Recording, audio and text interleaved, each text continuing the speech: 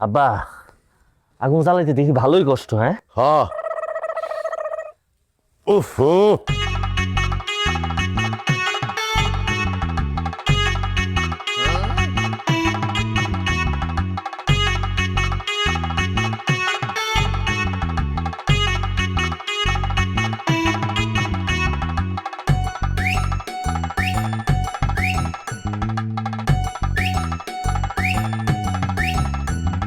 এই হুনো, খামারের দ্বারে আমার খাউনটা নিয়ে এসে কইলাম, বাড়িতে এসে খাইতে গেলে আমার কামের দেরি হইব, সন্ধ্যা হয়ে যাবো কাম করতে করতে। আচ্ছা ঠিক আছে, আমি নিয়ে আসুমনি, চিন্তা করো না।